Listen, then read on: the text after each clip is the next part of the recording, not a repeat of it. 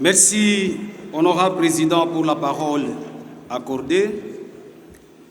Honorable président de l'Assemblée nationale, honorable membre du bureau, honorable député, très chers collègues, permettez-moi avant toute chose de remercier le bureau pour avoir programmé l'examen de mon initiative législative et aussi tous les collègues députés qui, par leur intervention, que je souhaite nombreuses, vont témoigner leur soutien à ma démarche. Cette initiative, dois-je le souligner, est conçue sur pied des dispositions de l'article 123.14 par lesquelles les constituants recommandent aux législateurs que nous constituons d'édicter des lois pour déterminer les principes fondamentaux concernant l'agriculture, l'élevage, la pêche et l'aquaculture. Honorables députés et très chers collègues, une loi sur la pêche et l'aquaculture répond premièrement à un impératif urgent et immédiat, celui d'assurer à nos populations qui, malheureusement, en manquent cruellement, la garantie d'une sécurité et d'une stabilité alimentaire et nutritionnelle indispensable à leur survie.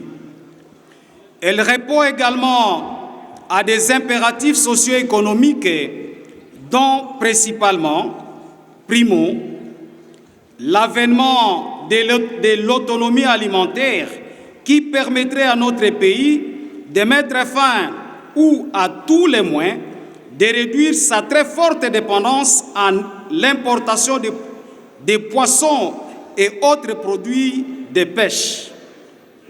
Cette autonomie alimentaire mettrait du même coup fin au paradoxe selon lequel, en dépit de son potentiel hydrographique, halieutique et aquacole immense, la RDC, supposée être le pays solution, importe les produits de pêche.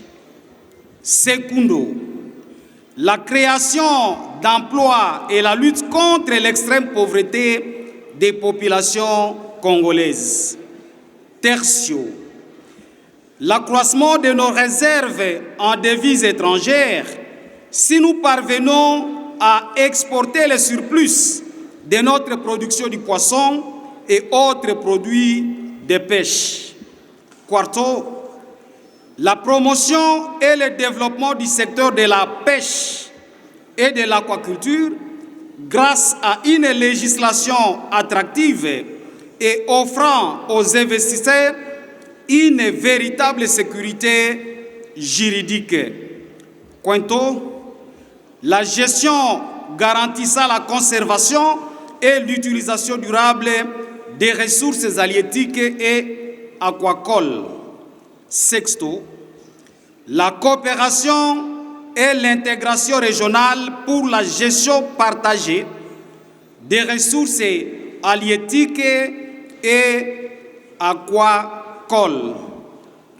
Honorables députés et très chers collègues, il ne serait pas superfétatoire de souligner que l'Organisation des Nations Unies projette à 9 milliards la population mondiale en 2050.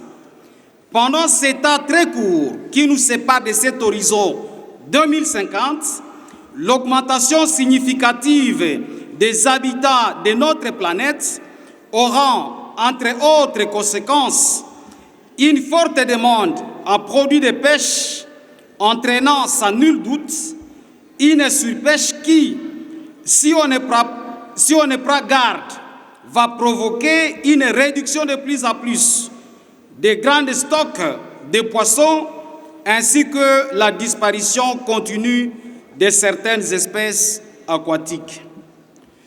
Une telle perspective privera nos enfants et toutes les générations futures des ressources alimentaires et nutritionnelles essentielles